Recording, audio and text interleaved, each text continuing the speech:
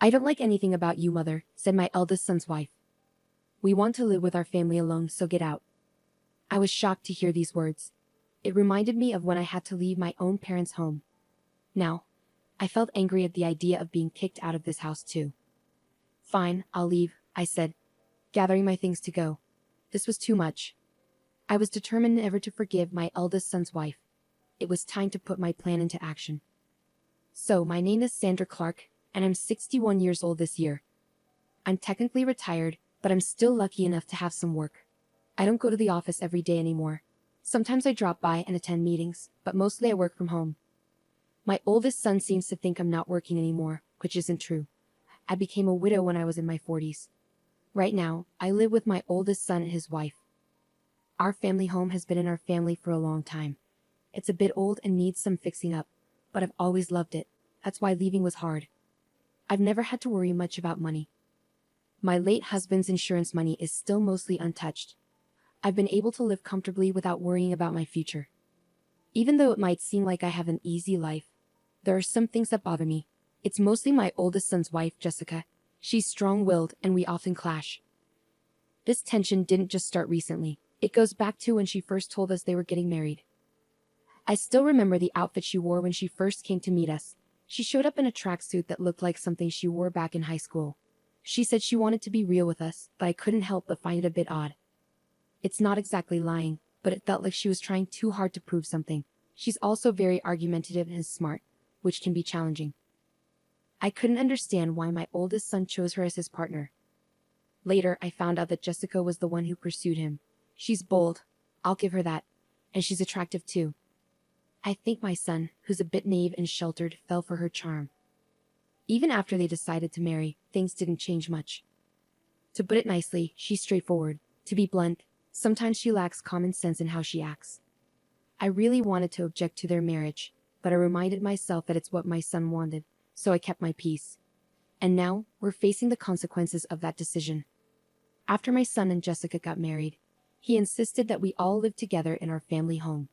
I thought Jessica might disagree, but she was actually okay with the idea. It didn't take long for me to understand why. However, once we started living together, Jessica never lifted a finger to help with household chores. She left everything for me to do, cleaning, laundry, cooking, despite being a full-time housewife herself. She had quit her job when they got married. Even though I work remotely and don't have to go to the office every day, I still have less free time than Jessica. While I'm working on my computer, Jessica would make comments belittling my work, saying I'm just goofing off. At first, I brushed it off to avoid arguments, but it bothered me more and more as it kept happening. Jessica, since you have some free time, could you help out with the cleaning? I asked, noticing her lounging and watching TV. She looked at me with disgust, sighed dramatically, and replied, I don't do housework for your own good, mother. Can't you see that? It's a shame you don't appreciate my consideration. She had this strange theory where she believed if she did the housework, it would be bad for my health. According to her, seniors need to stay active, and doing chores would make me sedentary and possibly lead to dementia. So she was actually doing me a favor by letting me handle everything. Her reasoning was so bizarre it gave me a headache. Then she said something even more shocking. I agreed to live together to keep you from slacking off, mother. She said it with a half smile, leaving me speechless. I regretted agreeing to live together more and more every day. Doing all the housework while being watched by Jessica was nothing but torture. Fed up with the situation, I decided to talk to my eldest son, but it wasn't to complain about Jessica. I decided to move to an apartment where I could live alone. The current house we're in is old and has many stairs, which became difficult for me after I hurt my back last year. I talked to my son about the challenges of living here, and then I moved to an apartment. Even though it felt like Jessica pushed me out, I don't regret leaving. The new apartment is a rental. It might be a bit big for just me, but I got a room big enough for my grandchildren to stay in the future. I had the inside designed just the way I like it, and it felt like my own little castle. But my happiness didn't last long because Jessica started coming over every day and staying until late. The new apartment is really nice, huh? Maybe too big for you, Mom? Jessica said, lounging on the couch. Why don't you come back to your old home and do the chores? It's for your health and longevity. It's unbelievable that Jessica is telling me to go back to the old house and do the chores. During the day, she's so self-centered, it's overwhelming. I've already moved out. You need to take responsibility as the wife. I handle all the chores here, and my health checkups are always fine, Jessica. You don't need to worry about me. But Jessica just turned away, ignoring my words. Ignoring anything inconvenient was her usual tactic. Yet, she kept coming to my apartment every day. Just recently, she said it's too much trouble to go back home and ended up spending the night. My parents' house and this apartment are only about a 15-minute walk apart. It was my eldest son who suggested I live closer to my parents' house because he was concerned. His concern made me a little sad to leave the old house. One day, after I had been out for work-related errands, I came back in the evening to a surprise.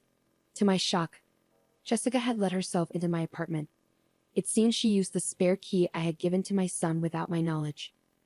"Ah, welcome back," she said, lying on the floor in front of the TV without even bothering to get up. "Jessica, that spare key is for emergencies only, not for you to come in whenever I'm not home." I felt uneasy knowing she had been in my apartment while I was away. It was the first time I firmly told her so. She seemed surprised, as I usually let things slide quickly. She gave me an annoyed look, but I stood my ground. "You really are a difficult mother-in-law. I can't stand that about you." Jessica started yelling at me. "I can't stand anything about you, not even this apartment. We're a family, so you should leave." With that, she tried to push me out the door. It seemed Jessica couldn't bear the idea of me living in the apartment. She was upset that they were still in the old house while I was here, calling it unfair. "James is paying the rent for this place, right? It wouldn't be strange for us, his family, to live here.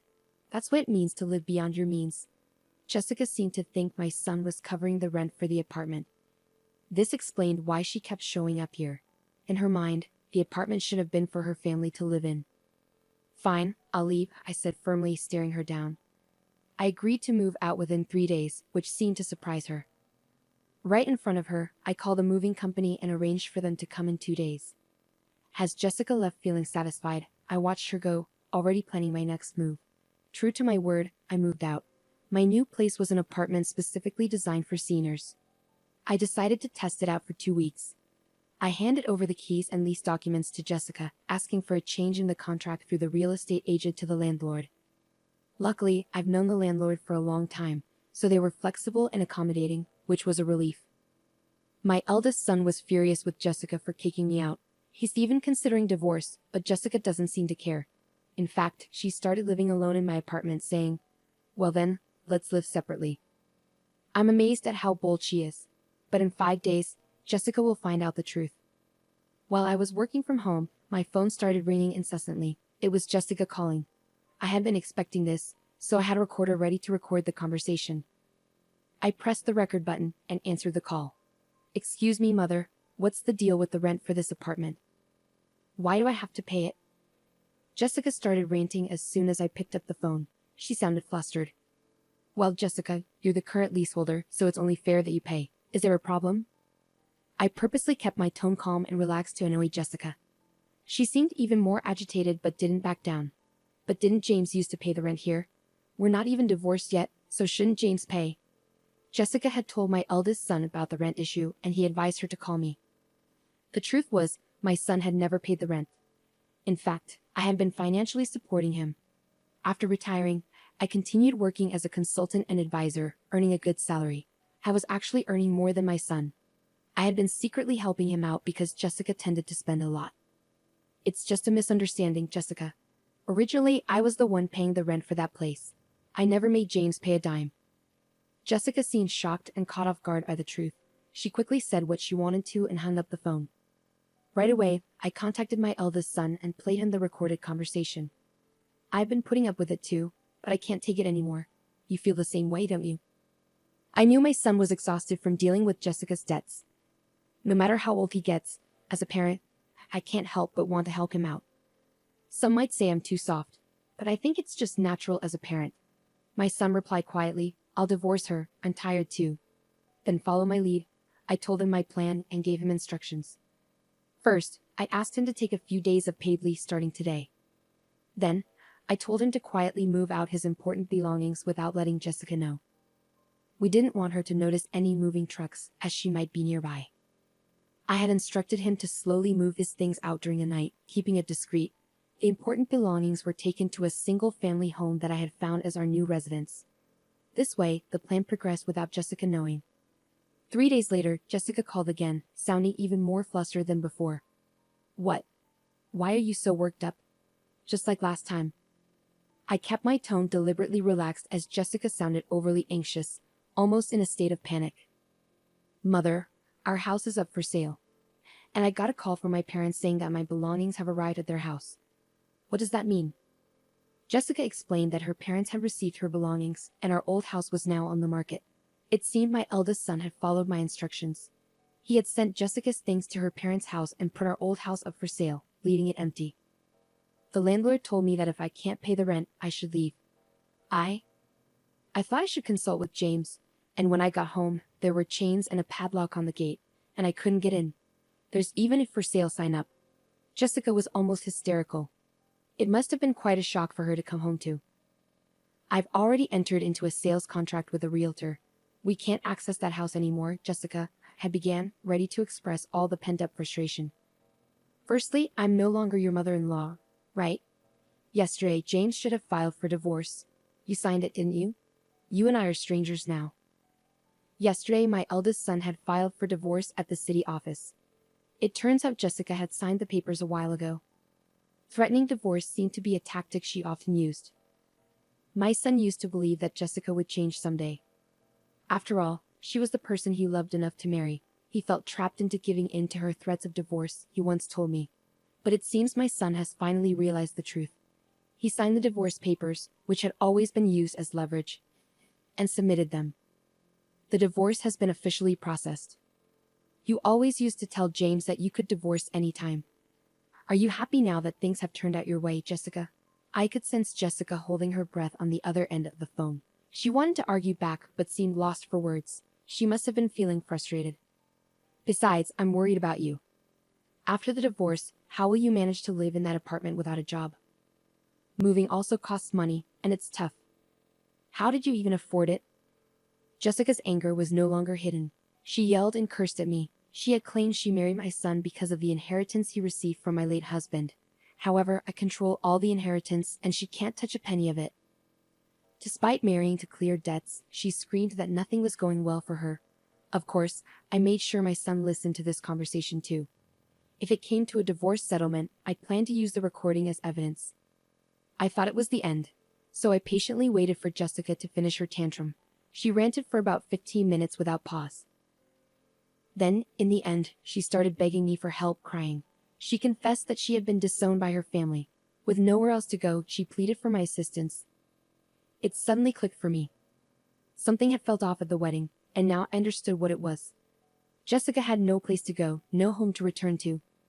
Despite feeling a bit sorry for her, I couldn't ignore the consequences of her actions. Apologizing now won't change anything. We're strangers now. There's nothing more to discuss. Good luck with your life from here on, I said before ending the call with Jessica. I felt a sense of relief afterward. It seems Jessica caused trouble at my eldest son's workplace. He told me things escalated to the point of involving the police when he returned home. Jessica, who had been staying at the apartment without paying rent, had her keys changed by the landlord while she was out. Now, she can't even get into her own apartment. She might have tried to contact me or my son, but we had canceled our phones and got new ones with new numbers. I can only imagine the despair she felt when she realized she couldn't reach us no matter how many times she tried. We didn't give her our new address either, so she can't reach us that way. After causing a scene at my son's company, she was issued a restraining order. With no other options, it seems Jessica turned to her disowned family for help. However, when she returned home, she was met with a shocking sight. The luggage I had sent to her family's house was left out in the rain in the backyard, and she wasn't even allowed inside the house. It's likely that the unpaid rent for the apartment had been billed to her parents, adding to their anger. I heard rumors that she's currently staying in an apartment provided by an organization that supports homeless people. Without the ability to spend as she did before, she seemed stressed when I passed her on the street. I was stunned to see how much her hair had turned white and how dry her skin looked. She had changed so much. I hardly recognized Jessica at first. It made me realize just how much a change in living conditions can affect a person. I've started a new life in the house I bought with my late husband's inheritance. It's a duplex, so my son can remarry whenever he wants. For now, He joins me for dinner, but otherwise, he takes care of his own things. I've found that this distance works well for us.